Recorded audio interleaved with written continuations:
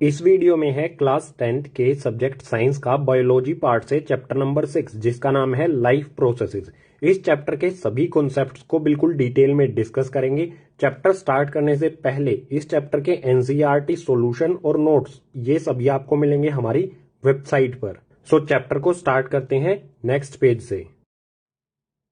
Chapter का नाम है लाइफ प्रोसेसेस। लाइफ प्रोसेसेस होता क्या है, इसे किस तरह से हम डिफाइन कर सकते हैं। सो यहां पर हमें दिया है the process which maintain body functions and necessary for survival are called life processes. ऐसे सभी प्रोसेस जो हमारी बॉडी को मेंटेन रखें और सर्वाइवल यानी कि जिंदा रहने के लिए जरूरी हो, उन सभी प्रोसेसेस को कहा जाता है लाइफ प्रोसेसेस। इसको अगर हम दूसरी तरह से डिफाइन करना चाहें तो वो भी कर सकते हैं, जैसे यहां पर दिया है all the processes which together keep the living organisms alive and perform task to maintain the body are called life processes. ऐसे सभी प्रोसेसेस जो इकट्ठे मिलकर लिविंग ऑर्गेनिज्म, जो भी लिविंग थिंग्स हैं, उनको अलाइव यानी कि जिंदा रखें और उनकी बॉडी को मेंटेन रखें, ऐसे सभी प्रोसेसेस को कहा जाता है लाइफ प्रोसेसेस। अगर इसके एग्जाम्पल की बात की जाए, लाइफ प्रोसेसेस के एग्जाम्पल क्या होंगे यहां पर हमें दिए हैं। इसमें सबसे पहला है न्यूट्रिशन यानी फूड या फिर हम कह सकते हैं पोषण। सेकंड है इसमें रेस्पिरेशन यानी कि सांस लेना। इसके बाद थर्ड है ट्रांसपोर्टेशन, जो भी न्यूट्रिशन यानी फूड है उसको सभी बॉडी पार्ट्स तक कैसे पहुंचाया जाए, वो होता है ट्रांसपोर्टेशन। और लास्ट है इसमें एक्सक्रीशन, जो बॉडी में वेस्ट मटेरियल बचा उसको एक्सपेल करना यानी कि बॉडी से बाहर निकालना। तो किसी भी लिविंग थिंग को अलाइव रहने के लिए और बॉडी को मेंटेन करने के लिए इन चारों लाइफ प्रोसेसेस को कंप्लीट करना होता है। इन सभी को एक एक करके डिटेल में पढ़ेंगे। सबसे पहले स्टार्ट करते हैं न्यूट्रिशन से नेक्स्ट पेज पर। सो यहां पर है न्यूट्रिशन। सबसे पहले समझ लेते हैं न्यूट्रिशन क्या है, इसको किस तरह से डिफाइन किया जाएगा। सो यहां पर दिया है the process of taking nutrients from food is called nutrition. वो प्रोसेस जिसमें हम फूड से न्यूट्रिएंट्स अपनी बॉडी को प्रोवाइड करते हैं, उस प्रोसेस को कहा जाता है न्यूट्रिशन। अब यहां पर एक वर्ड आया है न्यूट्रिएंट्स। न्यूट्रिएंट्स यानी कि पोषक तत्व, जो भी हमारी बॉडी को सर्वाइवल के लिए जरूरी चीजें होती हैं, उन सभी चीजों को कहा जाता है न्यूट्रिएंट्स। जैसे इसका एग्जाम्पल ले लेते हैं, न्यूट्रिएंट्स क्या होते हैं, जैसे carbohydrates, fats, proteins, water, vitamin, minerals etcetera. ये सभी होते हैं न्यूट्रिएंट्स। और ये मिलते कहां से हैं हमें, ये मिलते हैं जो फूड हम खाते हैं उससे। सो न्यूट्रिशन की बिल्कुल सिंपल सी डेफिनेशन हो गई ये। इसके बाद आते हैं यहां पर मोड्स ऑफ न्यूट्रिशन यानी कि न्यूट्रिशन के तरीके या फिर कह सकते हैं न्यूट्रिशन के टाइप। न्यूट्रिशन के टोटल दो तरीके होते हैं, फर्स्ट ऑटोट्रोफिक न्यूट्रिशन और सेकंड हेटरोट्रोफिक न्यूट्रिशन। दोनों को एक एक करके समझ लेते हैं। इसमें पहले देखते हैं ऑटोट्रोफिक न्यूट्रिशन को। ये क्या होता है, it is a process in which organisms produce their food from simple inorganic material in the presence of sunlight. Autotrophic nutrition ऐसा प्रोसेस है जिसमें ऑर्गेनिजम्स अपना फूड प्रोड्यूस करते हैं यानी बनाते हैं सिंपल इनऑर्गेनिक मटेरियल से। और सिंपल इनऑर्गेनिक मटेरियल्स क्या होते हैं, जैसे वाटर हो गया, CO2 यानी कार्बन डाइऑक्साइड, जो हमें इन्वायरमेंट या अर्थ से सिंपली मिल जाए। इनसे ये अपना फूड बनाते हैं सनलाइट की प्रेजेंस यानी कि धूप की मौजूदगी में। और इस ऑटोट्रोफिक न्यूट्रिशन का बिल्कुल सिंपल सा एग्जांपल हो जाएगा प्लांट्स। प्लांट्स क्या करते हैं, सनलाइट की प्रेजेंस में अपना फूड प्रिपेयर करते हैं वाटर और CO2 से। इसके बाद आते हैं हेटरोट्रोफिक न्यूट्रिशन पे। ये क्या होता है, in this organisms depend upon other organisms for food to survive. Heterotrophic nutrition में एक ऑर्गेनिज्म दूसरे ऑर्गेनिज्म पर डिपेंड होता है फूड के लिए। इसके एग्जाम्पल से आप इजीली समझ पाओगे। एग्जाम्पल है इसका human beings, amoeba, lion, tiger, donkey. ये सभी क्या हैं, दूसरी चीजों पर डिपेंड होते हैं फूड के लिए। ह्यूमन बींग यानी मैं और आप किस चीज पर डिपेंड होते हैं, प्लांट्स पर डिपेंड होते हैं फूड के लिए। जो भी व्हीट, राइस, मेज या फिर जो भी वेजिटेबल्स या फ्रूट्स हैं, वो हमें कहां से मिलते हैं, प्लांट्स से मिलते हैं हमें। हम अपना फूड प्रिपेयर खुद से नहीं कर सकते। तो ऐसे ऑर्गेनिजम्स जो फूड के लिए दूसरे ऑर्गेनिजम्स पर डिपेंड करें, उन्हें कहा जाता है हेटरोट्रोफिक। अब नेक्स्ट पेज पर देखेंगे जो प्लांट्स होते हैं वो अपना फूड कैसे प्रिपेयर करते हैं, या फिर कह सकते हैं न्यूट्रिशन इन प्लांट्स, प्लांट्स में पोषण कैसे होता है। सो न्यूट्रिशन इन प्लांट्स, प्लांट्स में न्यूट्रिशन यानी कि पोषण होता है गाइस फोटोसिंथेसिस प्रोसेस से। इस प्रोसेस को समझ लेते हैं। सो यहां पर हमें दिया है the process in which green plants convert simple inorganic materials into complex organic food material in the presence of chlorophyll and sunlight. Photosynthesis ऐसा प्रोसेस होता है गाइस जिसमें green plants inorganic materials H2O यानी कि वाटर और CO2 यानी कि carbon dioxide, इन दोनों इनऑर्गेनिक मटेरियल्स का यूज करते हुए फूड मटेरियल तैयार करते हैं C6H12O6। किसकी प्रेजेंस में? क्लोरोफिल और सनलाइट, इन दोनों की प्रेजेंस यानी कि मौजूदगी में इन दोनों इनऑर्गेनिक कंपाउंड से ये फूड मटेरियल तैयार होता है। बिल्कुल सिंपल है। और अगर हम चाहें फोटोसिंथेसिस की केमिकल इक्वेशन लिखना तो ये भी बिल्कुल सिंपल है। यहां पर क्या है, दो इनऑर्गेनिक कंपाउंड CO2 यानी कि कार्बन डाइऑक्साइड और H2O यानी कि वाटर, ये दोनों इनऑर्गेनिक कंपाउंड सनलाइट और क्लोरोफिल, इन दोनों की प्रेजेंस में फूड मटेरियल तैयार करते हैं C6H12O6। ये फॉर्मूला होता है गाइस ग्लूकोज का। यही ग्लूकोज ऑर्गेनिक मटेरियल, यही होता है प्लांट का फूड। इसके साथ मिल जाती है गाइस ऑक्सीजन। सो बिल्कुल सिंपल है, कार्बन डाइऑक्साइड और H2O यानी कि वाटर, ये दोनों रिएक्शन करके बनाते हैं ग्लूकोज, प्लांट का फूड, और बच जाती है ऑक्सीजन जो बाद में प्लांट से बाहर निकल जाती है। फोटोसिंथेसिस में ही हमें आगे दिया है event occur during photosynthesis. Photosynthesis process में क्या क्या इवेंट होते हैं, इवेंट यानी कि घटनाक्रम, क्या क्या घटनाएं होती हैं। तो इसमें सबसे पहले क्या होता है, absorption of light energy by chlorophyll. सबसे पहले प्लांट में जो क्लोरोफिल होती है वो लाइट एनर्जी को एब्जॉर्ब करती है यानी कि सोख लेती है। इसके बाद सेकंड है conversion light energy to chemical energy. जो क्लोरोफिल ने लाइट एनर्जी एब्जॉर्ब की थी इसको चेंज किया जाता है उसके बाद केमिकल एनर्जी में। And splitting of water molecule into H and O। इसके बाद जो वाटर मॉलिक्यूल्स होते हैं गाइस, वाटर मॉलिक्यूल्स क्या होते हैं, H2O, ये होता है वाटर मॉलिक्यूल। इस वाटर मॉलिक्यूल में जो भी हाइड्रोजन और ऑक्सीजन होते हैं इनको स्प्लिट किया जाता है, अलग अलग किया जाता है। इसकी हमें केमिकल इक्वेशन भी लिख सकते हैं, ये होगा H2O। केमिकल रिएक्शन के बाद क्या हो जाएगा, H2 प्लस में O2। जो वाटर के मॉलिक्यूल्स थे हाइड्रोजन और ऑक्सीजन, ये दोनों अलग अलग हो जाते हैं। इसके बाद थर्ड पॉइंट में होता है reduction of carbon dioxide to carbohydrates. जो हमारी ये कार्बन डाइऑक्साइड होती है इसका रिडक्शन होता है गाइज। रिडक्शन कब होता है, या तो ऑक्सीजन हट जाए या फिर हाइड्रोजन जुड़ जाए। तो आप यहां पर देख सकते हो, यहां पर है कार्बन और ऑक्सीजन, रिएक्शन होने के बाद अगर आप इसे देखोगे तो इसमें यहां पर क्या हुआ है, हाइड्रोजन जुड़ गया है। सो CO2 कार्बन डाइऑक्साइड का यहां पर क्या हो गया, रिडक्शन हो गया। रिडक्शन क्यों हुआ, क्योंकि इसमें हाइड्रोजन जुड़ गई। रिडक्शन और ऑक्सीडेशन वाला कॉन्सेप्ट जो हमने चैप्टर 1 में पढ़ा था उसमें कंडीशन थी ना, ऑक्सीजन हट जाए तो भी रिडक्शन होगा, हाइड्रोजन जुड़ जाए तो भी रिडक्शन होगा। सो यहां पर जुड़ जाती है हाइड्रोजन, तो इस कंपाउंड जो हमारी कार्बन डाइऑक्साइड है इसका क्या हो रहा है, यहां पर रिडक्शन हो जाता है और प्लांट का फूड बन जाता है। सो इन तीनों पॉइंट से आप ये तो समझ गए होंगे कि फोटोसिंथेसिस में इवेंट्स यानी कि घटनाक्रम किस तरह से होता है। अब नेक्स्ट पेज पर इसी कॉन्सेप्ट से रिलेटेड कुछ और पॉइंट्स को देखते हैं। पीछे वाले पेज पर पढ़ा था क्लोरोफिल सनलाइट को एब्जॉर्ब कर लेती है। सो क्लोरोफिल से रिलेटेड कॉन्सेप्ट देख लेते हैं। ये है हमारा एक प्लांट, इस प्लांट की ये है एक लीफ। इस लीफ के क्रॉस सेक्शन पार्ट को जो डेप्थ होती है, जो मोटाई होती है, इसको माइक्रोस्कोप से जूम करके देखेंगे। जूम करने पर सबसे ऊपर हमें एक लेयर मिलेगी, इस तरह की एक लेयर होगी। इस लेयर को कहा जाता है क्यूटाइल।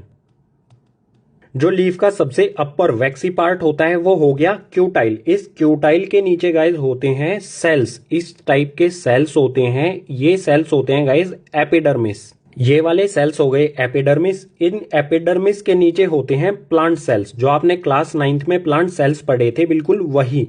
इन प्लांट सेल्स के अंदर होते हैं गाइज क्लोरोप्लास्ट, ऑर्गेनल होता है। सभी प्लांट सेल्स के अंदर ऑर्गेनल होता है ग्रीन कलर का, इस टाइप का ये ऑर्गेनल होता है सभी प्लांट सेल्स के अंदर ग्रीन कलर का। इस ग्रीन कलर के क्लोरोप्लास्ट, जो ग्रीन कलर का क्लोरोप्लास्ट है, इसी के अंदर होता है क्लोरोफिल। सो यहां पर दिया है chloroplast. These are the small organelles found in plant cell. It contain chlorophyll which absorb sunlight for photosynthesis. Chloroplast क्या होते हैं, ये छोटे छोटे ऑर्गेनल्स होते हैं सिर्फ प्लांट सेल्स के अंदर। इनमें क्लोरोफिल होती है जो सनलाइट को एब्जॉर्ब कर लेती है फोटोसिंथेसिस प्रोसेस के लिए। सो ये बिल्कुल सिंपल सा कॉन्सेप्ट था क्लोरोफिल से रिलेटेड। इसी के साथ हमारा कॉन्सेप्ट न्यूट्रिशन इन प्लांट्स या फिर कहें ऑटोट्रोपिक न्यूट्रिशन ये हो जाता है कंप्लीट। अब नेक्स्ट पेज पर देखेंगे गाइज हेटरोट्रोफिक न्यूट्रिशन। सो यहां पर है हेटरोट्रोफिक न्यूट्रिशन। हेटरोट्रोफिक न्यूट्रिशन की डेफिनेशन हम पीछे वाले पेजेस पर पढ़ चुके हैं। अब आते हैं हेटरोट्रोफिक न्यूट्रिशन के टाइप्स पर। हेटरोट्रोफिक न्यूट्रिशन के 3 टाइप होते हैं। इसमें सबसे पहला होता है सैप्रोफाइटिस न्यूट्रिशन, सेकंड होता है पैरासाइटिक न्यूट्रिशन और थर्ड होता है होलोजोइक न्यूट्रिशन। तीनों टाइप्स को एक एक करके समझ लेते हैं। स्टार्ट करते हैं फर्स्ट सैप्रोफाइटिस न्यूट्रिशन से। न्यूट्रिशन का वो तरीका जिसमें ऑर्गेनिज्म अपना फूड प्राप्त करता है डेड या फिर डिकेइंग, मरे हुए या फिर सड़े हुए ऑर्गेनिक मैटर्स से। इसके एग्जाम्पल्स हो जाएंगे बैक्टीरिया और फंगाई। जो बैक्टीरिया और फंगाई होता है, मरे हुए या फिर सड़े हुए ऑर्गेनिक मैटर्स को ये फूड बना लेते हैं और इसी टाइप के न्यूट्रिशन को कहा जाता है सैप्रोफाइटिस न्यूट्रिशन। अब आते हैं सेकंड पैरासाइटिक न्यूट्रिशन पर। यह क्या होता है? The mode of nutrition in which organism obtain food from another organism without killing them.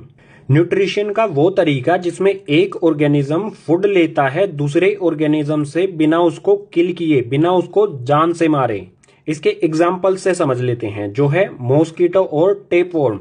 Mosquito क्या करता है? ह्यूमन से, किसी भी इंसान से ब्लड यानी कि फूड ले लेता है बिना उसको जान से मारे। बिल्कुल इसी तरह से टेपवर्म है जो ह्यूमन बॉडी के अंदर होता है, हमारे अंदर होता है। ये हमारी बॉडी से ही फूड लेता है, न्यूट्रिशन लेता है या फिर कहें पोषण लेता है। ये हमको किल नहीं करता, विदाउट किलिंग ये अपना फूड ऑब्टेन कर लेता है। सो बिल्कुल सिंपल है, एक ऑर्गेनिज्म दूसरे ऑर्गेनिज्म से फूड ले ले बिना उसको किल किए, बिना उसको जान से मारे, तो इस टाइप के न्यूट्रिशन को कहा जाएगा पैरासाइटिक न्यूट्रिशन। और इसके एग्जांपल्स हो जाएंगे मॉस्किटो और टेपवर्म। नेक्स्ट है होलोजोइक न्यूट्रिशन। इसमें दिया है the mode of nutrition that involves ingestion, digestion, absorption and assimilation of liquid and solid organic materials. Holozoic nutrition वो होता है जिसमें कोई भी लिक्विड या फिर सॉलिड इनका इंजेशन किया जाए यानी कि इन्हें खाया जाए, उसके बाद डाइजेस्ट किया जाए, डाइजेशन हो पचाना, उसके बाद एब्जॉर्प्शन यानी कि सोखना और उसके बाद एसिमिलेशन यानी कि वेस्ट मटेरियल को बाहर निकालना। इसको बिल्कुल सिंपली अगर कहें तो सिंपल हो जाएगा खाना, उसके बाद उसे पचाना, बॉडी में एब्जॉर्ब कराना और एसिमिलेशन यानी कि वेस्ट मटेरियल को बाहर निकाल देना।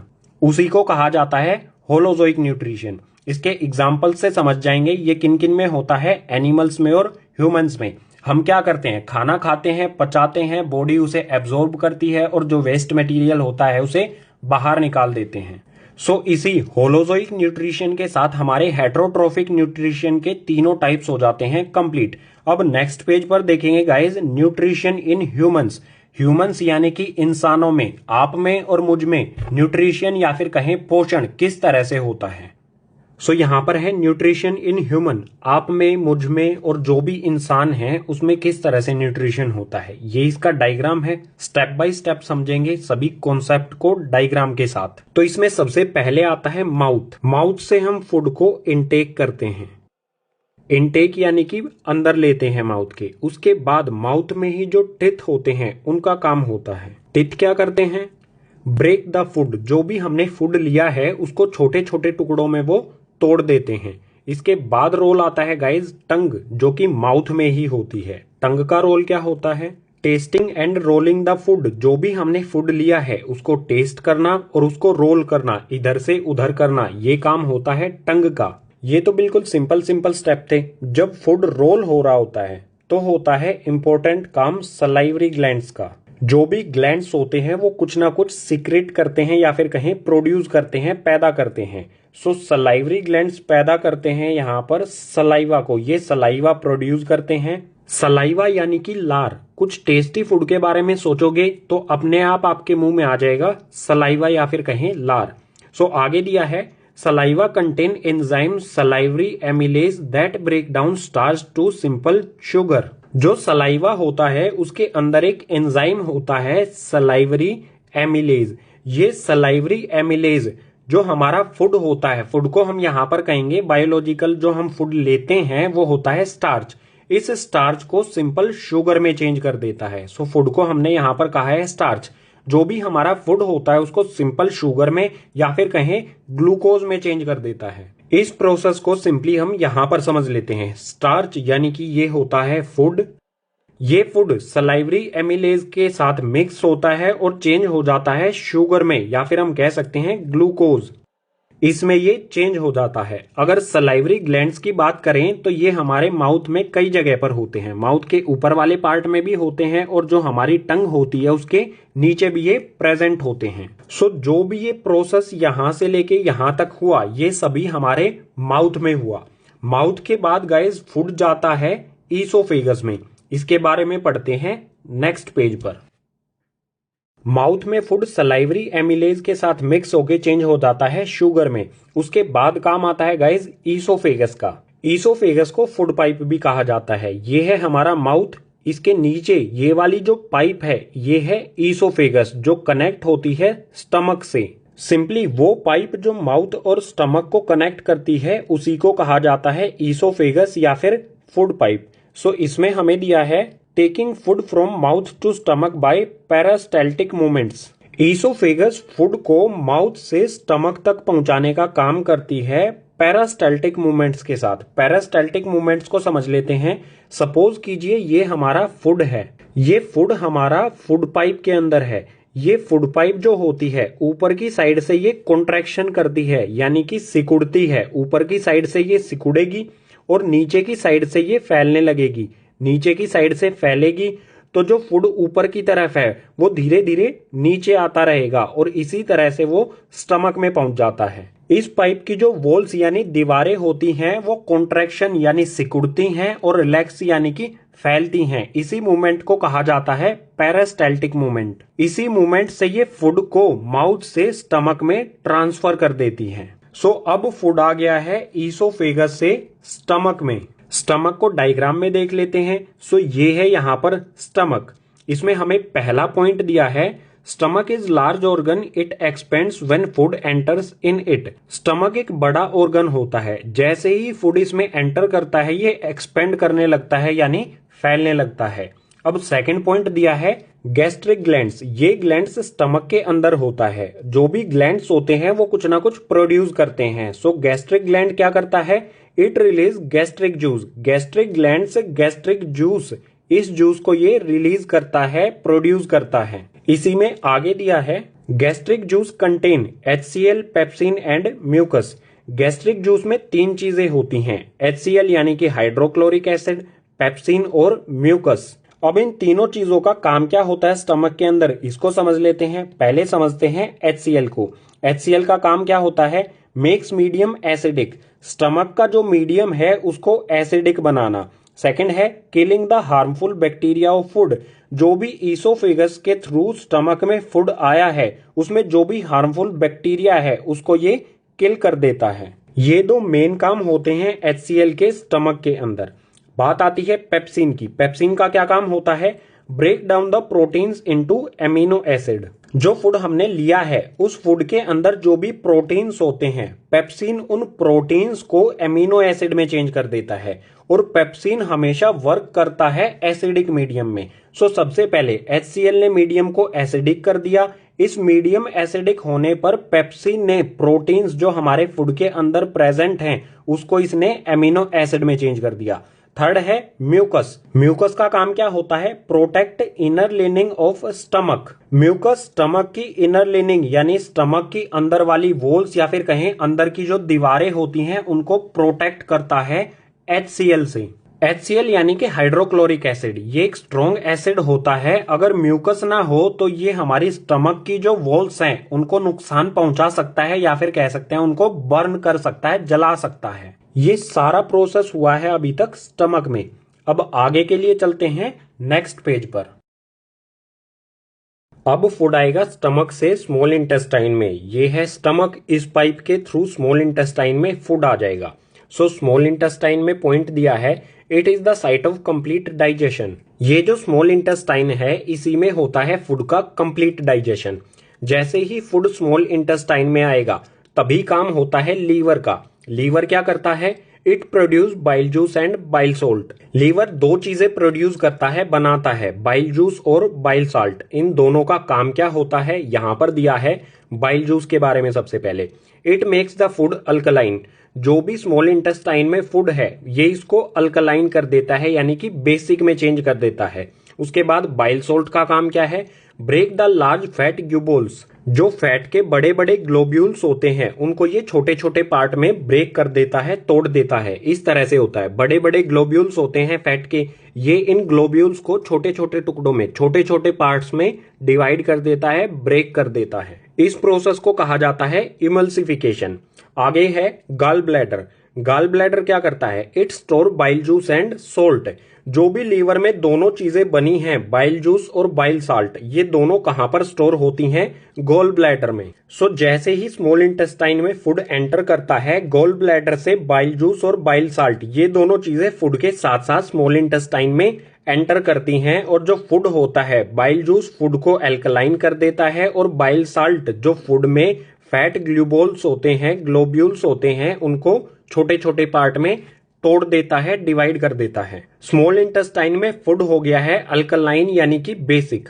अब काम होता है गाइज पेनक्रियाज का। ये है यहाँ पर पेनक्रियाज जो कि स्टमक के नीचे आपको दिखाई दे रहा है। पेनक्रियाज दो एंजाइम्स प्रोड्यूस करता है, ट्रिप्सिन और लाइपेज। दोनों का काम क्या है ये देख लेते हैं। ट्रिप्सिन ये सिमिलर साउंड करता है पीछे जो हमने पेप्सिन पढ़ा था उससे। सो दोनों का काम भी एक ही है और दोनों की साउंड भी एक ही है। ट्रिप्सिन पेप्सिन काम भी एक ही है।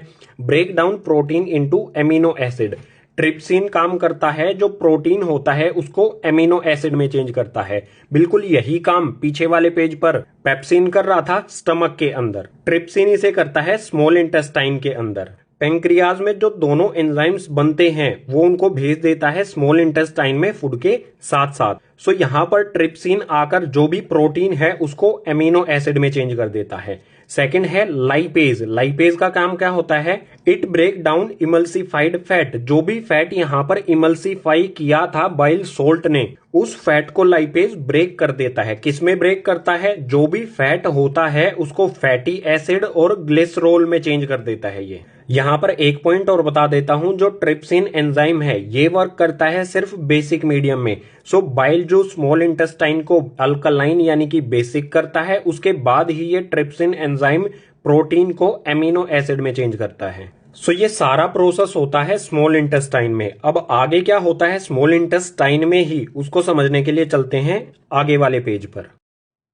माउथ में स्टार्च हो जाता है शुगर में चेंज, या फिर कहें ग्लूकोज में। किसकी वजह से? सलाइवरी एमिलेज एंजाइम की वजह से। इसके बाद जो फैट होता है वो चेंज हो जाता है फैटी एसिड और ग्लिसरॉल में स्मॉल इंटेस्टाइन में। ये होता है चेंज लाइपेज एंजाइम की वजह से। उसके बाद प्रोटीन चेंज हो जाता है एमिनो एसिड में। कुछ प्रोटीन स्टमक में चेंज हो जाता है पेप्सिन की वजह से, पेप्सिन एंजाइम की वजह से। और बचा हुआ प्रोटीन स्मॉल इंटेस्टाइन में प्रोटीन से एमिनो एसिड में चेंज हो जाता है ट्रिप्सिन की वजह से, ट्रिप्सिन एंजाइम की वजह से। अब जो ये वाला फूड है ये जाएगा बॉडी के सभी सेल्स तक। कैसे जाएगा? स्मॉल इंटेस्टाइन में ही ये प्रोसेस होगा। स्मॉल इंटेस्टाइन में होती हैं guys Willie.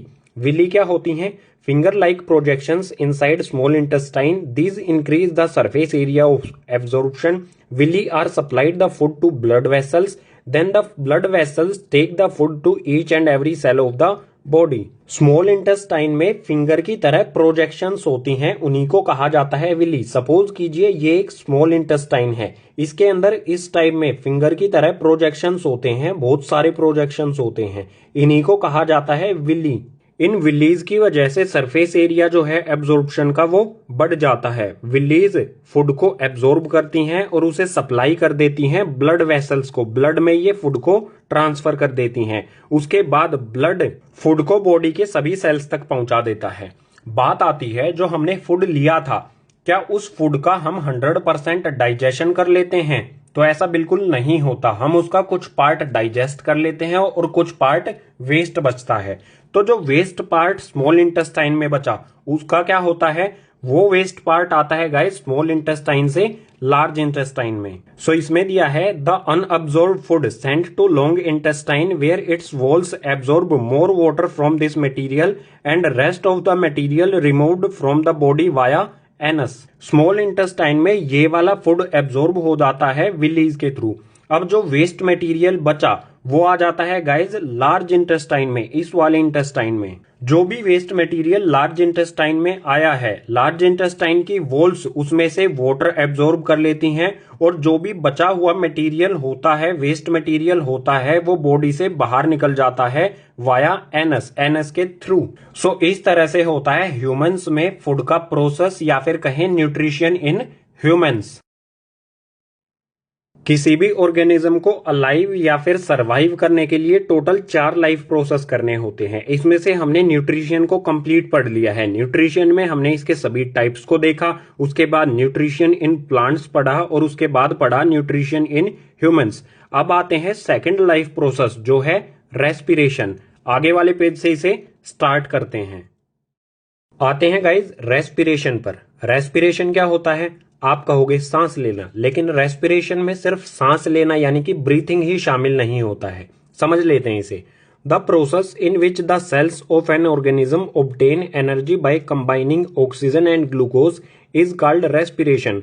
It involve breathing. Respiration ऐसा प्रोसेस है जिसमें ऑक्सीजन और ग्लूकोज यानी कि फूड ऑर्गेनिज्म के सेल्स के लिए एनर्जी बनाते हैं। एनर्जी का प्रोडक्शन होता है इन दोनों की एडिशन से, और इसमें ब्रीथिंग यानी कि सांस लेना भी शामिल होता है। अगर हम सांस लेंगे तभी हमारी बॉडी में ऑक्सीजन पहुंच पाएगी। आगे दिया है there are 2 type of respiration. Respiration के 2 टाइप होते हैं, एरोबिक रेस्पिरेशन और एनएरोबिक रेस्पिरेशन। दोनों को समझ लेते हैं। एग्जाम्पल देखेंगे इन दोनों के नेक्स्ट पेज पर।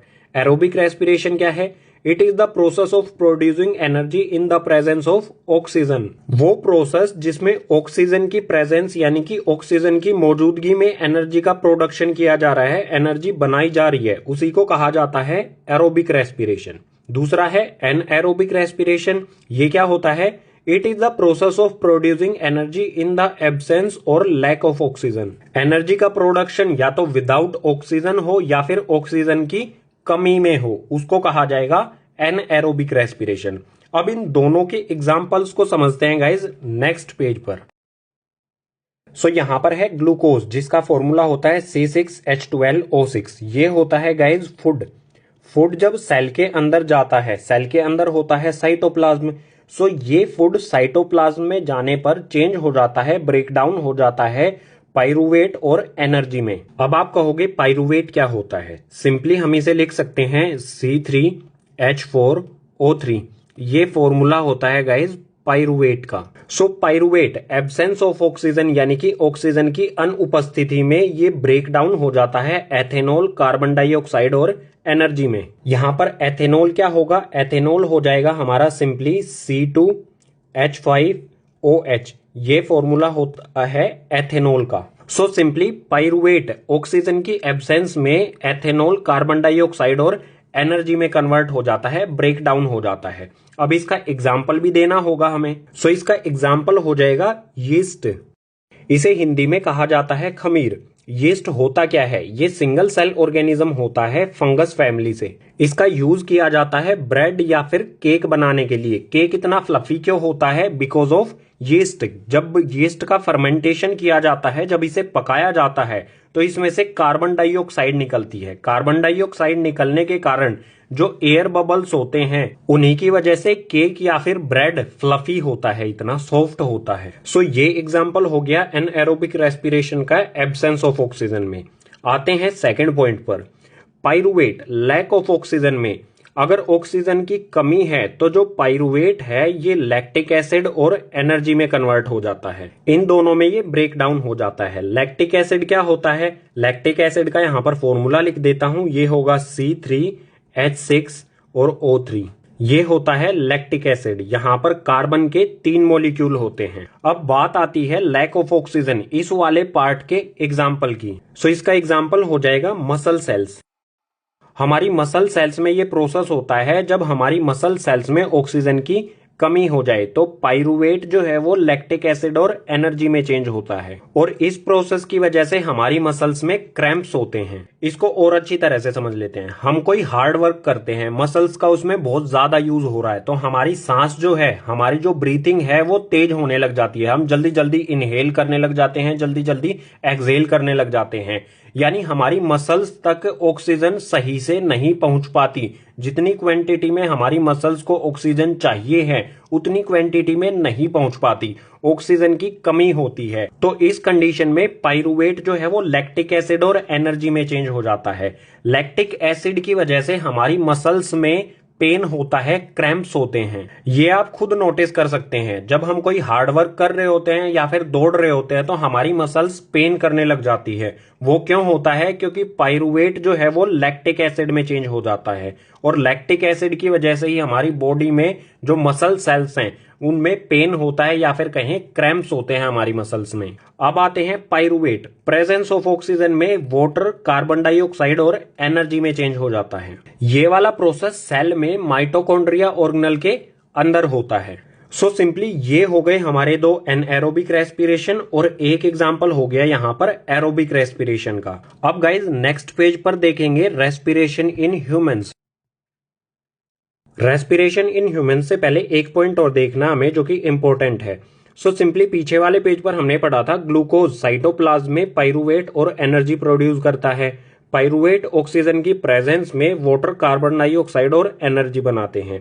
ये सारा प्रोसेस किसमें होता है? माइटोकॉन्ड्रिया में, जो सेल के अंदर प्रेजेंट होता है। सो इसी से रिलेटेड हमें एक पॉइंट दिया है, the energy release during cellular respiration is used to synthesize molecule called ATP. इस सेलुलर रेस्पिरेशन, जो ये रेस्पिरेशन सेल के अंदर होता है, इसमें जो भी एनर्जी रिलीज होती है, जो भी एनर्जी बनती है, वो सिंथेसाइज हो जाती है एटीपी मॉलिक्यूल में। यानी सिंपली एनर्जी एटीपी की फॉर्म में कन्वर्ट हो जाती है। और एटीपी क्या होता है? एटीपी की फुल फॉर्म होगी एंडिनोसिन ट्रीफॉस्फेट। इसी को कहा जाता है एनर्जी करेंसी ऑफ लाइफ। और एटीपी, इसका भी एक केमिकल फॉर्मूला है। इसका फॉर्मूला आपको वैसे ही बता देता हूं, एग्जाम में नहीं आएगा। फॉर्मूला हो जाएगा गाइस C10H16H5, इसके बाद O13 एंड P3। यहां पर फॉस्फोरस के 3 मॉलिक्यूल होते हैं, इसीलिए इसे कहा जाता है ट्राइफॉस्फेट। ठीक है, फॉस्फोरस कितनी है? 3। ये होता है एटीपी का फॉर्मूला। एग्जाम में नहीं आएगा, ये याद करने की जरूरत नहीं है, कैजुअली मैंने बता दिया आपको। हमारे लिए ये वाला पॉइंट इंपॉर्टेंट है। जो भी एनर्जी होती है वो एटीपी की फॉर्म में होती है हमारे बॉडी के सभी सेल्स के अंदर। यही होती है हमारी सभी सेल्स की एनर्जी। इसी एटीपी को कहा जाता है एनर्जी करेंसी ऑफ लाइफ। सो ये हो जाता है कंप्लीट। अब नेक्स्ट पेज पर देखते हैं ह्यूमन रेस्पिरेटरी सिस्टम, या फिर कहें respiration in humans. Finally human respiratory system, यहां पर इसका डायग्राम भी है राइट साइड में। पहले पढ़ लेते हैं, उसके बाद डायग्राम पे आएंगे। सो यहां पर दिया है oxygen rich air is taken into the body through the nose. The air is filtered by fine hairs present in nose. From nose the air passes through the throat to lungs. Oxygen rich air यानी ऐसी air जिसमें oxygen की quantity ज्यादा है, oxygen की मात्रा ज्यादा है, उसको हम अपने नोज यानी कि नाक से टेक करते हैं, बॉडी के अंदर लेते हैं। नोज के अंदर फाइन हेयर्स यानी कि बारीक बाल होते हैं जो उस एयर को फिल्टर करते हैं। जो भी डस्ट पार्टिकल्स होता है उनको वो नोज में ही रोक लेते हैं। हमारे अंदर जाती है बिल्कुल प्योर एयर। इसके बाद नोज से एयर पास करती है, एयर जाती है, थ्रोट से होती हुई पहुंच जाती है लंग्स तक। बिल्कुल सिंपल सा ये प्रोसेस है। इसे डायग्राम से भी समझ लेते हैं। सो ये है नोज। नोज से हम एयर इनटेक करते हैं, वो फिल्टर होती है नेसल कैविटी में। उसके बाद वो जाती है फेरिंग्स में जाती है। फेरिंग्स क्या होता है आप देख सकते हो, ये है माउथ, ये है नोज। नोज और माउथ का जो कॉमन एरिया होता है, दोनों का ये कॉमन एरिया होता है, उसी को कहते हैं फेरिंग्स। फेरिंग्स में जाती है एयर, उसके बाद इससे नीचे जाती है गाइज लैरिंग्स में। लैरिंग्स होता है हमारा वॉइस बॉक्स, जहां से हम साउंड प्रोड्यूस करते हैं। लैरिंग्स के बाद एयर पहुंचती है ट्रैकिया में। ये वाली जो पाइप है ये है ट्रैकिया। ट्रैकिया कार्टिलेज की बनी होती है। ट्रैकिया आगे 2 पार्ट्स में डिवाइड हो जाती है जिन्हें कहते हैं ब्रोंकी। ये वाला पार्ट ब्रोंकी और इधर वाला ये वाला पार्ट भी हो गया ब्रोंकी। ये हमारे दोनों लंग्स यानी कि फेफड़े। ब्रोंकीज आगे फर्दर डिवाइड हो जाती हैं बहुत सारी ब्रांचेस में, जिन्हें कहा जाता है ब्रोंक्यूल्स। और हर एक ब्रोंक्यूल्स के लास्ट में होती है गाइज एल्वियोलाई, जो एक बलून जैसा स्ट्रक्चर होता है जिसमें गैसेस का एक्सचेंज होता है। सो यहाँ पर हमें दिया है इन लंग्स, लंग्स के अंदर क्या होता है, the air passage divides into smaller and smaller tubes and finally reach in alveoli. Trachea से एयर पैसेज दो ब्रोंकीज में डिवाइड हो जाता है, उसके बाद ब्रोंकीज से फर्दर ये ब्रोंक्यूल्स में डिवाइड हो जाता है और पहुंच जाता है फाइनली एल्वियोलाई में। ये बैलून जैसा जो स्ट्रक्चर दिख रहा है इसी को कहा जाता है एल्वियोलाई। ये किससे कनेक्ट होती हैं, ब्रोंक्यूल से, इनसे एयर इनमें आती है। सो एल्वियोलाई से रिलेटेड हमें दिया है, it is a balloon like structure which provide a surface for exchange of gases. The walls of the alveoli connect with the blood vessels. Alveoli balloon यानी कि गुब्बारे जैसा स्ट्रक्चर होता है जो सरफेस प्रोवाइड करता है गैसेज के एक्सचेंज में। इसी में गैसेज का एक्सचेंज होता है। जो एल्वियोलाई की वॉल्स हैं इनसे कनेक्ट होती हैं ब्लड वेसल्स, इसके बाहर की ओर से कनेक्ट होती हैं। आप देख सकते हैं यहाँ पर ये कनेक्ट है ब्लड वेसल्स से। अब इसको और डिटेल में पढ़ लेते हैं आगे वाले पेज पर। सो ये है एल्वियोलाई, ये कनेक्ट है इन ब्रोंक्यूल से जिनसे इनमें ऑक्सीजन रिच एयर आती है। और इसी के साथ जो एल्वियोलाई है ये कनेक्ट होती है, इनका सरफेस कनेक्ट होता है ब्लड वेसल्स से। सो यहाँ पर दिया है, then oxygen dissolve in haemoglobin from alveoli and carried from lungs to cell in all body parts. Bronchiole से ऑक्सीजन इनमें पहुंच जाती है, ये कनेक्ट होती हैं ब्लड वेसल्स से। ऑक्सीजन को एब्जॉर्ब कर लेती हैं ये ब्लड वेसल्स, और एब्जॉर्ब करने के बाद सभी बॉडी पार्ट्स में जो भी सेल्स हैं उन सभी सेल्स तक ये ब्लड वेसल्स उस ऑक्सीजन को पहुंचा देती हैं, डिलीवर कर देती हैं। इसके अलावा क्या काम होता है यहाँ पर, the blood bring carbon dioxide from the cells release into alveoli. जो ब्लड वेसल्स हैं वो यहाँ पर कार्बन डाइऑक्साइड एयर लेके आती हैं सेल्स से। सेल्स से कार्बन डाइऑक्साइड लेके वो इन एल्वियोलाई में ड्रॉप कर देती हैं। उसके बाद एल्वियोलाई से ब्रोंक्यूल्स, ब्रोंक्यूल से ब्रोंकी, उसके बाद हमारे थ्रोट से होती हुई नोज से कार्बन डाइऑक्साइड बाहर निकल जाती है। सो यहाँ पर ऑक्सीजन इन ब्लड वेसल्स द्वारा एब्जॉर्ब कर ली जाती है और जो ब्लड वेसल्स कार्बन डाइऑक्साइड लेके आती हैं वो इसमें ड्रॉप कर दी जाती है। और सबसे इंपॉर्टेंट बात, जो ब्लड वेसल्स हैं इनमें ऑक्सीजन को कैरी कौन करता है, कैरी करता है गाइज हेमोग्लोबिन, जो कि रेड ब्लड सेल्स होते हैं। ये हेमोग्लोबिन इसमें से ऑक्सीजन कैरी करता है, एब्जॉर्ब करता है और उसे सभी बॉडी पार्ट्स में जितने भी सेल्स हैं उन सभी सेल्स तक ये ऑक्सीजन को पहुंचा देता है, डिलीवर कर देता है। सो इसी के साथ रेस्पिरेशन इन ह्यूमन ये वाला कॉन्सेप्ट हो जाता है कंप्लीट। अब नेक्स्ट पेज पर देखेंगे रेस्पिरेशन इन प्लांट्स। प्लांट्स में रेस्पिरेशन किस तरह से होता है। रेस्पिरेशन इन प्लांट्स, इसमें दो पॉइंट देखेंगे। फर्स्ट पॉइंट होगा ब्रीथिंग या फिर कह सकते हैं गैसेस का एक्सचेंज, ये किस तरह से होता है प्लांट में। और सेकंड पॉइंट होगा प्लांट का जो फूड मटेरियल ग्लूकोज होता है उससे वो एनर्जी कैसे बनाते हैं। पहले देख लेते हैं गैसियस एक्सचेंज किस तरह से होता है। सो यहाँ पर दिया है gaseous exchange occur in plant through. Gaseous exchange तीन तरह से होता है, तीनों यहाँ पर दिए गए हैं। इसमें फर्स्ट है स्टोमेटा इन लीव्स।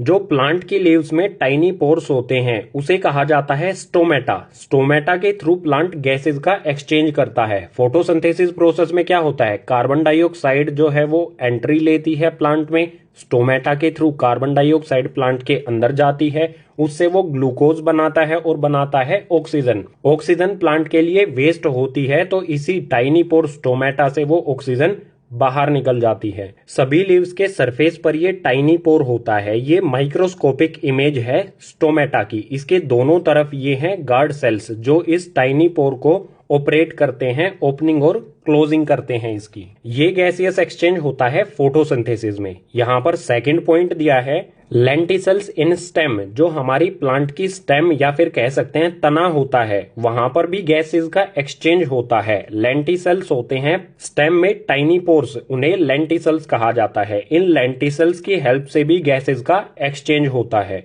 इसके अलावा थर्ड पॉइंट है सरफेस ऑफ रूट्स। जो प्लांट की रूट्स होती हैं, जड़ें होती हैं, उनका सरफेस भी गैसेस का एक्सचेंज करता है। ये टोटल तीन तरीके हैं गैसेस एक्सचेंज करने के प्लांट में। गैसेज एक्सचेंज यानी कि ब्रीथिंग, इसके बाद समझते हैं एनर्जी किस तरह से मिलती है प्लांट को। सो यहां पर दिया है during respiration plant absorbs oxygen and use them with glucose to create carbon dioxide water and energy. Respiration process के लिए प्लांट ऑक्सीजन एब्जॉर्ब करते हैं, उसका यूज करते हैं वे ग्लूकोज के साथ कार्बन डाइऑक्साइड वाटर और एनर्जी बनाने के लिए। सिंपली ऑक्सीजन का यूज किया जाता है ग्लूकोज यानी कि प्लांट के फूड से एनर्जी बनाने के लिए। ऑक्सीजन ग्लूकोज के साथ मिलकर बनाता है कार्बन डाइऑक्साइड वाटर और साथ में मिलती है एनर्जी। ये एनर्जी हेल्पफुल होती है प्लांट को सरवाइव करने के लिए और प्लांट को ग्रो करने के लिए। इस इक्वेशन को हम केमिकल इक्वेशन की फॉर्म में भी लिख सकते हैं बिल्कुल इजीली। तो यहां पर हमने लिखा है ग्लूकोज यानी कि C6H12O6, ये ग्लूकोज का फॉर्मूला होता है। ये प्लांट का फूड, ऑक्सीजन इसके साथ यूज की जाएगी तो ये बनाएगा कार्बन डाइऑक्साइड H2O यानी कि वाटर और एनर्जी। अब आप इस इक्वेशन में देख सकते हैं ये इक्वेशन फोटोसिंथेसिस की बिल्कुल रिवर्स है। फोटोसिंथेसिस में क्या होता है, CO2 प्लस में H2O, ये दोनों मिलकर ग्लूकोज यानी कि C6H12O6 बनाते हैं और साथ में बनाते हैं ऑक्सीजन। फोटोसिंथेसिस में कार्बन डाइऑक्साइड और वाटर ये बनाते हैं ग्लूकोज और ऑक्सीजन, और रेस्पिरेशन इन प्लांट्स में ग्लूकोज और ऑक्सीजन ये बनाते हैं कार्बन डाइऑक्साइड H2O यानी कि वाटर और साथ में एनर्जी। ये होता है रेस्पिरेशन इन प्लांट्स और ये होता है फोटोसिंथेसिस, जो हमने पीछे वाले पेजेस पर पढ़ा है।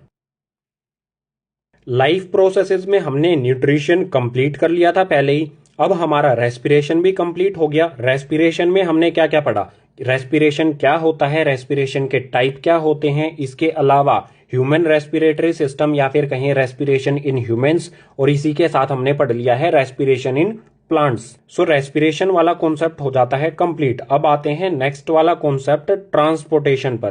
ट्रांसपोर्टेशन, इसको स्टार्ट करते हैं नेक्स्ट पेज से।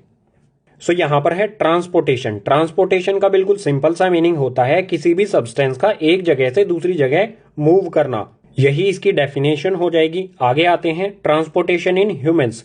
ह्यूमंस में सब्सटेंसेस का ट्रांसपोर्टेशन किस तरह से होता है ये समझ लेते हैं। सो यहां पर है blood is a connective tissue in humans, it transport necessary substance to cells and transport metabolic waste product away from those same sales.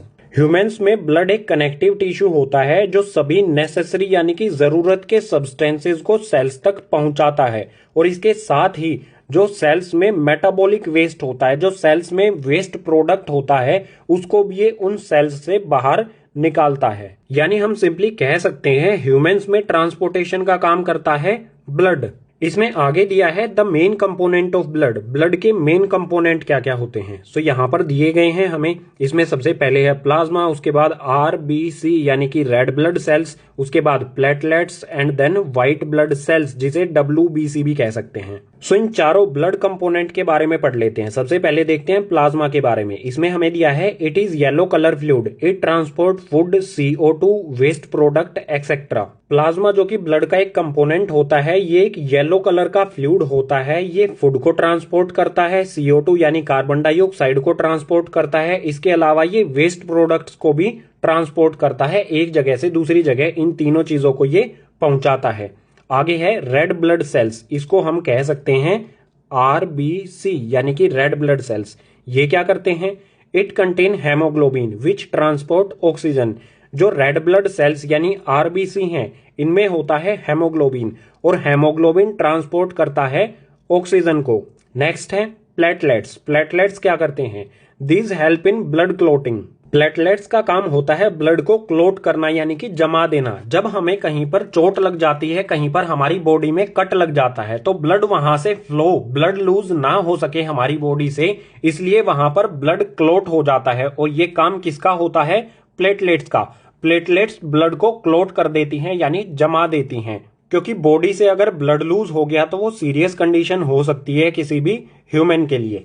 Next है व्हाइट ब्लड सेल्स, इन्हें हम कह सकते हैं WBC यानी व्हाइट ब्लड सेल्स। इनके बारे में दिया है these cells fight against harmful bacteria, viruses and germs. जो व्हाइट ब्लड सेल्स होते हैं ये हमारी बॉडी में जो भी हार्मफुल यानी कि हानिकारक बैक्टीरिया, वायरस और जर्म्स होते हैं, इनसे ये फाइट करते हैं। ये हमारे इम्यूनिटी सिस्टम यानी प्रतिरोधी क्षमता, इम्यूनिटी सिस्टम को ये बनाते हैं। सो ये थे ब्लड के चारों कंपोनेंट और उन सभी के फंक्शंस। अब आप सोचिए, ब्लड एक फ्लूइड है, लिक्विड की तरह है। क्या वो हमारी जो ब्लड वेसल्स हैं, जो हमारी नसें हैं, उनमें अपने आप से फ्लो करेगा? सिंपल सी बात है, ब्लड को फ्लो करने के लिए या तो प्रेशर की जरूरत होगी या फिर जरूरत होगी किसी एक पंप की।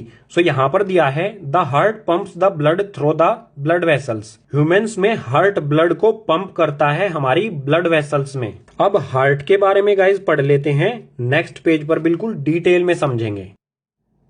सो हार्ट के बारे में समझ लेते हैं। यहाँ पर हार्ट का डायग्राम भी लिया है हमने बुक में से ही, इसको भी समझेंगे, डायग्राम से भी समझेंगे, पहले पढ़ लेते हैं। सो यहाँ पर दिया है heart is a muscular organ, it have two sides separated by muscular wall, it have 4 chambers, left atrium, right atrium, left ventricle and right ventricle. Heart हमारी बॉडी में एक मस्कुलर ऑर्गन होता है, इसकी 2 साइड्स होती हैं जो मस्कुलर वॉल से सेपरेट होती हैं। डायग्राम से समझते हैं, ये वाली साइड है लेफ्ट साइड और ये वाली साइड है राइट साइड। 2 साइड हो गई, लेफ्ट साइड, राइट साइड। इन दोनों को सेपरेट किया जाता है एक मस्कुलर वॉल से। ये वाली जो वॉल है ये सेपरेट करती है इन दोनों साइड्स को, इन्हें डिवाइडिंग वॉल भी कहा जाता है। इसके अलावा हार्ट के 4 चैम्बर्स भी होते हैं, left atrium, right atrium, left ventricle और राइट वेंट्रिकल। डायग्राम से समझ लेते हैं, ये वाली साइड है राइट साइड। राइट साइड में अपर पार्ट जो है ये है राइट एट्रियम और जो लोअर पार्ट है ये वाला चैम्बर है ये है राइट वेंट्रिकल। 2 चैम्बर है राइट साइड में, एक राइट एट्रियम और एक राइट वेंट्रिकल। बिल्कुल इसी तरह से लेफ्ट साइड में भी 2 चैम्बर्स हैं, ऊपर वाला जो है वो हो जाएगा लेफ्ट एट्रियम और जो नीचे वाला है ये हो जाएगा लेफ्ट वेंट्रिकल।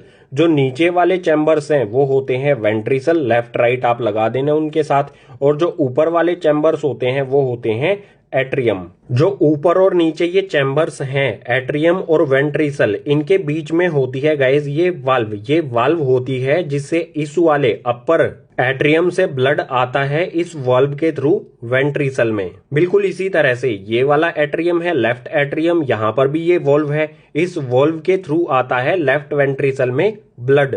सो ये थी हार्ट की डेफिनेशन जिसमें हार्ट को डिस्क्राइब किया गया था।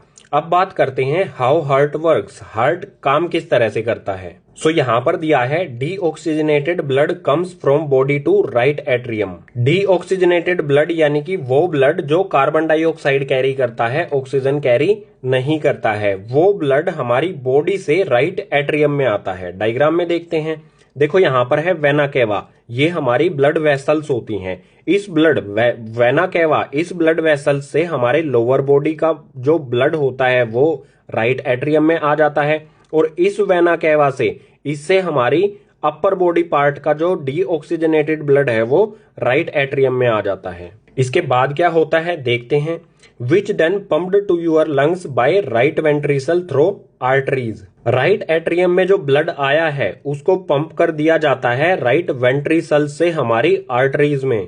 राइट एट्रियम में जो ब्लड आया था वो इस वाल्व के थ्रू राइट वेंट्रिकल में आएगा। जब हार्ट नीचे से एक्सपेंड करेगा, जब ये फैलेगा तो इस यहाँ पर जो ब्लड है वो इस वाल्व के थ्रू यहाँ पर आ जाएगा। उसके बाद हार्ट फिर से क्या करेगा, कॉन्ट्रैक्शन करेगा, नीचे से सिकुड़ेगा। सिकुड़ने पर ये वाल्व जो है ये बंद हो जाती है। जो यहाँ पर ब्लड होता है वो पंप कर दिया जाता है बाद में जो आर्टरीज होती हैं। यहाँ पर जो ब्लड होता है वो पंप कर दिया जाता है लंग्स को, हमारी लंग्स के पास उसे पहुंचा दिया जाता है इस पाथ से हमारी आर्टरीज के थ्रू। सो राइट वेंट्रिकल ने ब्लड को पंप कर दिया लंग्स यानी कि फेफड़ों के पास। अब क्या होगा, where it drop carbon dioxide and carry oxygen. Lungs में ब्लड जाएगा, वहां पर गैसेस का एक्सचेंज कर देगा, कार्बन डाइऑक्साइड को लंग्स में ड्रॉप कर देगा और वहां से कैरी कर लेगा ऑक्सीजन। जो डीऑक्सीजनेटेड ब्लड था अब वो हो गया ऑक्सीजनेटेड ब्लड, क्योंकि उसने ऑक्सीजन को कैरी कर लिया और कार्बन डाइऑक्साइड को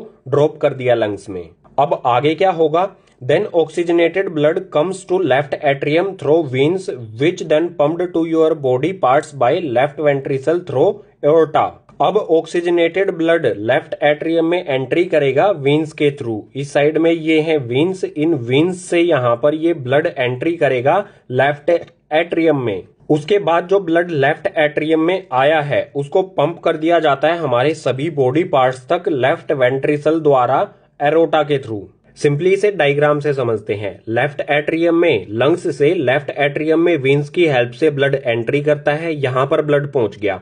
अब हमारा हार्ट नीचे से एक्सपेंड करेगा, फैलेगा, तो यहां पर जो ब्लड है वो एंट्री ले लेगा, लेफ्ट एट्रियम से एंट्री ले लेगा इस वाल्व के थ्रू लेफ्ट वेंट्रिकल में।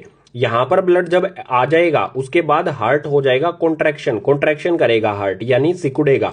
सिकुड़ने पर ये वाली वाल्व बंद हो जाएगी, तो ब्लड इस ऑर्टा, इस ऑर्टा के थ्रू हमारे सभी बॉडी पार्ट्स में पहुंचा दिया जाता है, सभी सेल्स तक। हार्ट किस तरह से काम करता है इसका थोड़ा सा और डिटेल एक्सप्लेनेशन दे देता हूं नेक्स्ट पेज पर। हार्ट किस तरह से वर्क करता है इसकी एक इजी सी एक्सप्लेनेशन देता हूं इस डायग्राम की हेल्प से। सो ये है हमारा हार्ट, ये है हमारी बॉडी। हमारी बॉडी से डीऑक्सीजनेटेड ब्लड वेना कैवा से पहुंचता है हमारे हार्ट में, हमारे हार्ट के अपर राइट एट्रियम में पहुंचता है। उसके बाद पहुंचता है ये राइट वेंट्रिकल में। राइट वेंट्रिकल इसे पंप कर देता है पुल्मोनरी आर्टरीज के थ्रू लंग्स में।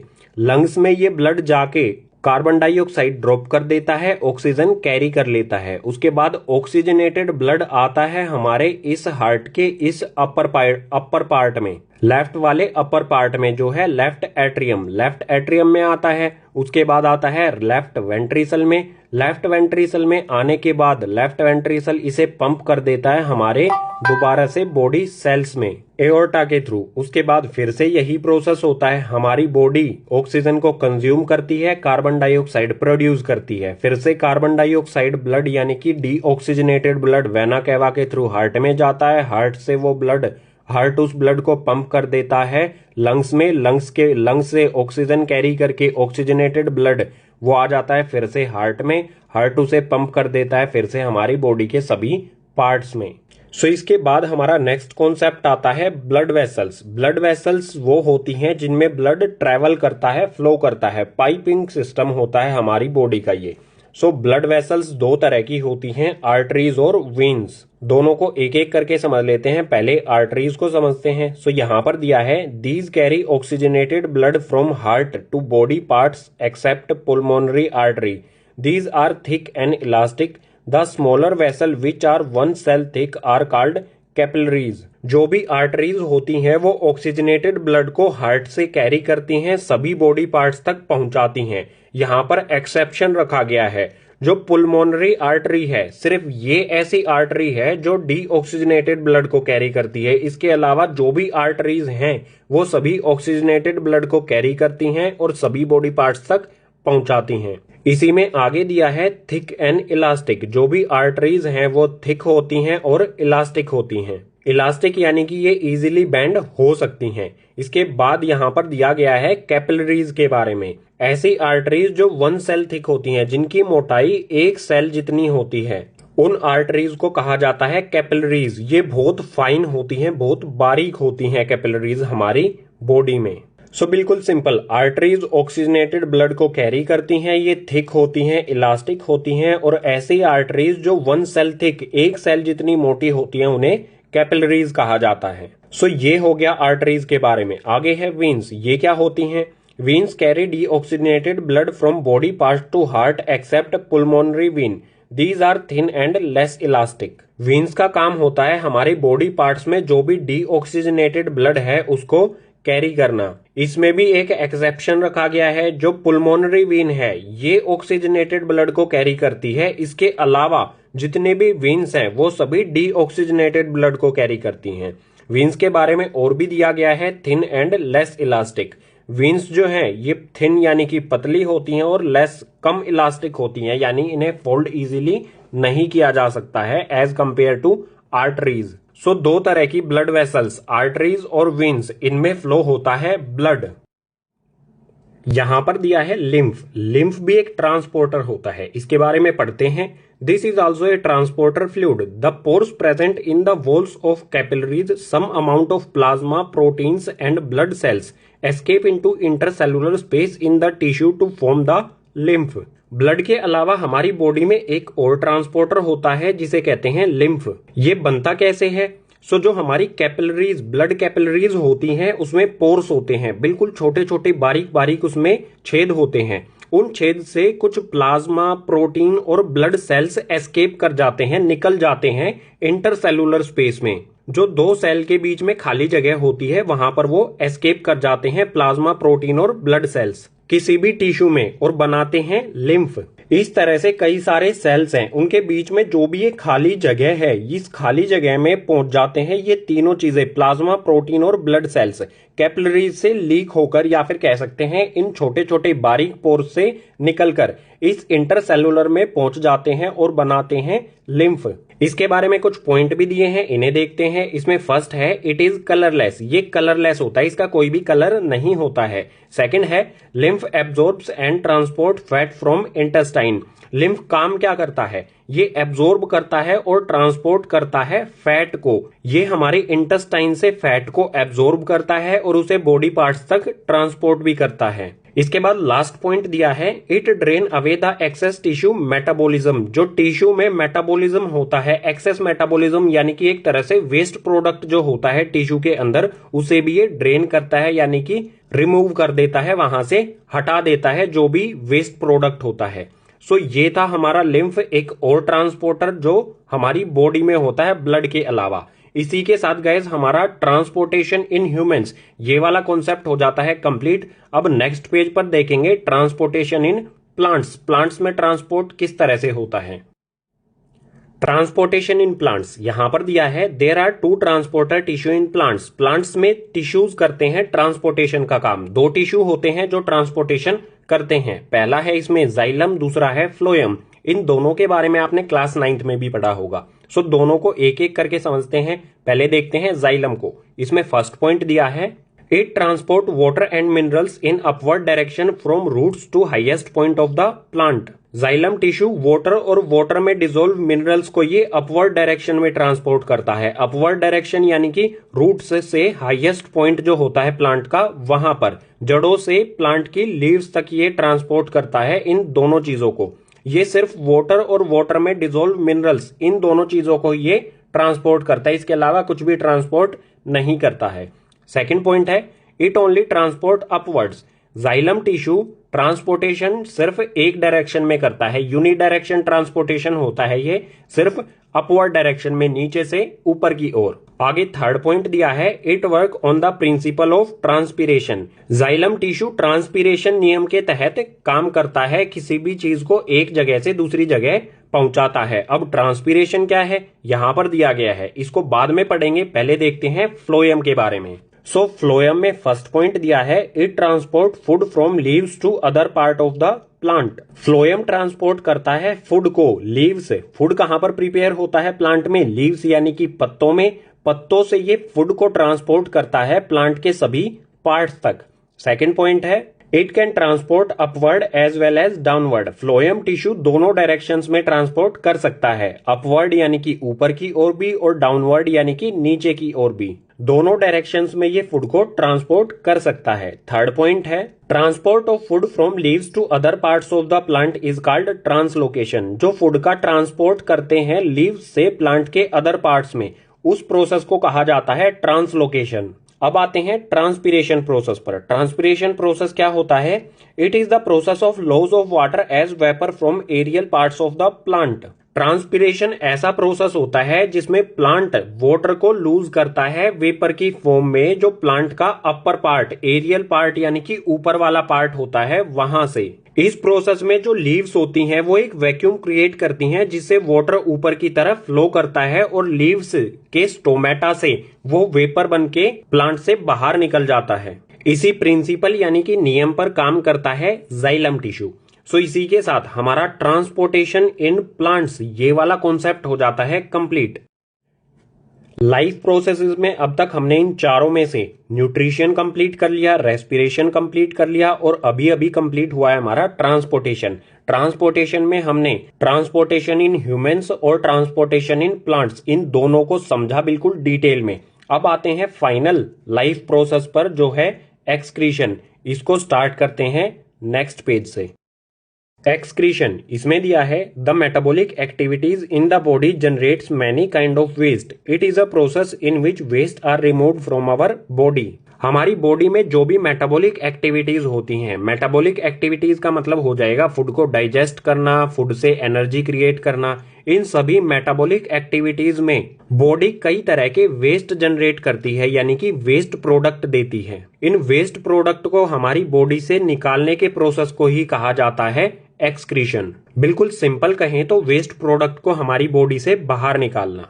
यहाँ पर बात की गई है मेटाबॉलिक एक्टिविटीज। मेटाबॉलिक एक्टिविटीज में मेटाबॉलिक वेस्ट जनरेट होते हैं। सो मेटाबॉलिक वेस्ट किस किस टाइप के होते हैं? इसमें फर्स्ट है डाइजेस्टिव वेस्ट। जो हम फूड इनटेक करते हैं, जो फूड हम खाते हैं वो एब्जॉर्ब हो जाता है, लेकिन कुछ वेस्ट प्रोडक्ट बचता है जो वाया एनस बाहर निकल जाता है डाइजेशन प्रोसेस में ही। इस डाइजेस्टिव वेस्ट के बारे में हम डाइजेशन इन ह्यूमंस वाले पार्ट में पढ़ चुके हैं। सेकेंड टाइप का मेटाबॉलिक वेस्ट होता है रेस्पिरेटरी वेस्ट। हमारी बॉडी ऑक्सीजन इनहेल करती है, सभी सेल्स तक वो ऑक्सीजन जाती है, वहां से एक वेस्ट जनरेट होता है CO2 यानी कि कार्बन डाइऑक्साइड, जो हमारे लंग्स में पहुंचता है। लंग्स से उसे थ्रोट के थ्रू नोज से बाहर निकाल दिया जाता है। सो इसको भी हम पढ़ चुके हैं रेस्पिरेशन सिस्टम में। थर्ड है नाइट्रोजेनियस वेस्ट। इसके बारे में पढ़ेंगे हम। नाइट्रोजेनियस वेस्ट क्या होते हैं हमारी बॉडी में? यूरिया हो गया, यूरिक एसिड हो गया या फिर वाटर। ये सारे नाइट्रोजेनियस वेस्ट होते हैं जो हमारे ब्लड में डिसॉल्व होते हैं। इनको कैसे बाहर निकाला जाएगा हमारी बॉडी से, इसी के बारे में पढ़ना है हमें एक्सक्रीशन में। सो नेक्स्ट पेज पर देखेंगे human excretory system. Human excretory system, इसका डायग्राम भी दिया है राइट साइड में, इसको बाद में देखेंगे, पहले यहां पर देखते हैं। It consist of 2 kidneys, ureters, urinary bladder and urethra. Human excretory system बना होता है 2 किडनीज से, यूरेटर्स से, यूरिनरी ब्लैडर और यूरेथ्रा से। इन चारों चीजों से ये बना होता है। अब इन चारों चीजों के बारे में हमें यहाँ पर पॉइंट दिए गए हैं, इन्हें पढ़ लेते हैं, उसके बाद डायग्राम से समझेंगे। सो फर्स्ट पॉइंट में है किडनीज। इसके बारे में दिया है it filters the blood and remove waste. Kidney क्या करती है? जो भी ब्लड में वेस्ट होता है उसको ये फिल्टर कर देती है, अलग कर देती है, यानी कि ब्लड में से ये यूरिन, जो यूरिया, यूरिक एसिड और वाटर होता है, उसको ये अलग कर देती है। सेकेंड पॉइंट दिया है यूरेटर्स। ये क्या करते हैं? It drain out urine from kidney and urinary bladder. Kidney में जो यूरिन बना था, ब्लड में से जो यूरिन अलग हुआ था, उसको यूरेटर ड्रेन आउट कर देते हैं यूरिनरी ब्लैडर में, यानी कि ट्रांसफर कर देते हैं। किडनी से यूरिनरी ब्लैडर में यूरिन को ये भेज देते हैं, ट्रांसफर करते हैं। आगे है यूरिनरी ब्लैडर। इसके बारे में दिया है it store the urine. Urinary bladder में यूरिन स्टोर होता है। लास्ट पॉइंट है urethra, transmit urine outside body. Urethra क्या करता है? जो भी यूरिनरी ब्लैडर में यूरिन स्टोर हुआ था, यूरेथ्रा उसको बॉडी से बाहर निकाल देता है। डायग्राम से समझते हैं। अब डायग्राम में आपको यहाँ पर दिख रहा है, ये एक किडनी है, ये एक किडनी है। किडनी में ब्लड आता है रेनल आर्टरी से, जो ये ओर्टा है, इससे कनेक्ट होती है रेनल आर्टरी। रेड कलर वाली जो आपको दिख रही है हमारी ब्लड वेसल, रेनल आर्टरी, इसमें से ब्लड आता है इस वाली किडनी में भी और इस वाली किडनी में भी। उसके बाद किडनी ब्लड को फिल्टर कर देती है, उसमें से यूरिन को अलग कर देती है। ब्लड जो फिल्टर हो चुका है वो वापस चला जाता है रेनल वेन से। किडनी से जो ये ब्लू कलर वाली ब्लड वेसल कनेक्ट है, इसको कहा जाता है रेनल वेन। ये ब्लड को कलेक्ट कर लेती है किडनी से। ब्लड तो फिल्टर होके वापस चला गया। अब जो यहाँ पर किडनी में यूरिन बचा है उसका क्या होता है? इस वाली पाइप से, ये वाली जो पाइप है, इस वाली पाइप से वो आ जाता है यूरिनरी ब्लैडर में। इस वाली किडनी के साथ ये वाली पाइप है, इस पाइप को कहा जाता है यूरेटर। बिल्कुल इसी तरह से इस किडनी के साथ भी ये पाइप है, इसे भी कहा जाएगा यूरेटर। 2 किडनीज की 2 अलग अलग यूरेटर्स हैं। यूरेटर्स के थ्रू जो यूरिन किडनी में है वो आ जाता है यूरिनरी ब्लैडर में। यूरिनरी ब्लैडर में जो यूरिन है वो स्टोर होता है, उसके बाद यूरेथ्रा से वो बाहर निकल जाता है हमारी बॉडी से। ये है बिल्कुल सिंपल सा प्रोसेस ह्यूमन एक्सक्रिएटरी सिस्टम का। अब आप सोचिए किडनी में ऐसा क्या है जो वो ब्लड को फिल्टर कर देता है? तो यहां पर दिया है kidney have a filtration unit called nephrons. ए को यहां पर कट कर दीजिए। किडनी में जो फिल्ट्रेशन यूनिट होती है जो ब्लड को फिल्टर करती है, उन्हें कहा जाता है नेफ्रॉन्स। अब नेफ्रॉन्स के बारे में गाइस पढ़ते हैं नेक्स्ट पेज पर। सो नेफ्रॉन्स, यहाँ पर इसका डायग्राम भी है। ये होती है किडनी के अंदर नेफ्रॉन, एक नेफ्रॉन है ये। हर एक किडनी के अंदर अप्रोक्सीमेटली 10 लाख नेफ्रॉन्स होती हैं। सो इस डायग्राम को बाद में देखेंगे, पहले पढ़ लेते हैं इसके बारे में। यहाँ पर दिया है nephrons are filtration unit of kidney. It consist of a tube which is connected to duct and a cup shaped structure that is Bowman's capsule. ये पीछे वाले पेज पर भी बताया था। नेफ्रॉन्स जो है वो किडनी की फिल्ट्रेशन यूनिट होती हैं। ये ब्लड को फिल्टर करती हैं। जो भी ब्लड में वेस्ट, मेटाबॉलिक वेस्ट होता है उसको वो रिमूव कर देती हैं। नेफ्रॉन में ट्यूब होती हैं जो एक डक्ट से कनेक्ट होती हैं। इसके अलावा एक कप शेप का स्ट्रक्चर होता है जिसे कहा जाता है बोमन्स कैप्सूल। डायग्राम से समझ लेते हैं। यहाँ पर ये जो कप जैसा स्ट्रक्चर है ये है बोमन्स कैप्सूल। ये बोमन कैप्सूल कनेक्ट होता है ट्यूब से। इसके पीछे की तरफ आप देखोगे ये येलो कलर की ट्यूब है जो बोमन कैप्सूल से कनेक्ट है। और इन ट्यूब्स के आसपास आप देख सकते हैं जो रेड और ब्लू कलर की, ये हैं ब्लड कैपिलरीज। इसके बाद ये ट्यूब यहाँ पर आती है और यहाँ से लेती है एक यू टर्न। इस यू टर्न को कहा जाता है, इस यू टाइप की शेप को कहा जाता है हेनलीज लूप। उसके बाद ये ट्यूब लास्ट में कनेक्ट होती है एक डक्ट से। ये है डक्ट। ये एक नेफ्रॉन यहाँ पर कनेक्ट है इस डक्ट से, बिल्कुल इसी तरह से यहाँ पर भी एक नेफ्रॉन कनेक्ट होगी, इसी तरह से यहाँ पर भी एक अलग नेफ्रॉन कनेक्ट होगी। इसी तरह से जो भी ये पॉइंट दिए गए हैं यहाँ पर बहुत सारी नेफ्रॉन्स कनेक्ट होंगी इस डक्ट से। डायग्राम को और एक्सप्लेन करेंगे बाद में। यहाँ पर पढ़ते हैं बोमन्स कैप्सूल के बारे में। ये क्या करता है? It filters blood and collect urine. Bowman's capsule blood को फिल्टर करता है और यूरिन को कलेक्ट कर लेता है। बोमन्स कैप्सूल में ब्लड आता है रेनल आर्टरी से। ये रेड वाली जो कैपिलरी है इसे कहते हैं रेनल आर्टरी। रेनल आर्टरी से बोमन कैप्सूल में ब्लड आता है। ये ब्लड में जो भी अनवांटेड थिंग्स होते हैं, जो भी वेस्ट होता है, उनको ये एब्जॉर्ब कर लेता है। एब्जॉर्ब करके ये इन ट्यूब्स में उसे पहुंचा देता है। रेनल आर्टरी से जो बोमन कैप्सूल में ब्लड आता है उसमें ग्लूकोज होता है, एमिनो एसिड होता है, वाटर होता है, यूरिया होता है, यूरिक एसिड होता है। उन सभी चीजों को ये एब्जॉर्ब कर लेता है। इस कैपिलरी से फिल्टर ब्लड बाहर आ जाता है। ये कैपिलरी आगे अटैच होती हैं इन ट्यूब्स के साथ। बोमन्स कैप्सूल ने कई सारी ऐसी चीजों को भी एब्जॉर्ब कर लिया जिनको बॉडी की नीड थी, जैसे ग्लूकोज या फिर एमिनो एसिड या फिर वाटर, जो नेसेसरी थिंग्स थी बॉडी के लिए। यूरिन के साथ साथ इसने ग्लूकोज और एमिनो एसिड को भी एब्जॉर्ब करके इन ट्यूब्स में पहुंचा दिया। इसके बाद हेनलीज लूप के बारे में दिया है, reabsorption of glucose, amino acid and water. Henle's loop में रीएब्जॉर्प्शन होता है ग्लूकोज, एमिनो एसिड और वाटर का। दोबारा से इन चीजों को एब्जॉर्ब किया जाता है ब्लड के द्वारा। जो बोमन कैप्सूल ने glucose, amino acid, water, urine जो भी इसने एब्जॉर्ब किया था वो इन ट्यूब्स से आ जाएगा, यहाँ पर इन येलो ट्यूब से आ जाएगा हेनलीज लूप में। हेनलीज लूप के चारों ओर होती हैं ब्लड कैपिलरीज। सो यहाँ पर ये blood capillaries glucose, amino acid और जितनी बॉडी को नीड है उतने वाटर को ये दोबारा से एब्जॉर्ब कर लेती हैं इस हेनलीज लूप यानी कि इन ट्यूब्स में से। और जो बचा हुआ मटेरियल यानी कि वेस्ट होता है वो इस ट्यूब से आ जाता है इस डक्ट में। यहाँ पर वो कलेक्ट कर लिया जाता है, इस डक्ट में आ जाता है। उसके बाद यहाँ पर दिया है, then urine enters into ureter through ducts and collected in urinary bladder. Duct में यूरिन आने के बाद वो यूरेटर की हेल्प से यूरिनरी ब्लैडर में ट्रांसफर कर दिया जाता है, जहां पर वो कलेक्ट हो जाता है। ये बिल्कुल सिंपल सी हमारी फंक्शनल यूनिट थी किडनी की। इसी नेफ्रॉन के साथ एक्सक्रीशन इन ह्यूमंस वाला कॉन्सेप्ट हो जाता है कंप्लीट। अब नेक्स्ट पेज पर देखेंगे excretion in plants. Excretion in plants में जो वेस्ट मटेरियल होता है वो उसको कैसे रिमूव करता है। यहाँ पर हमें 3 पॉइंट दिए हैं, समझ लेते हैं। फर्स्ट है plant remove oxygen through stomata.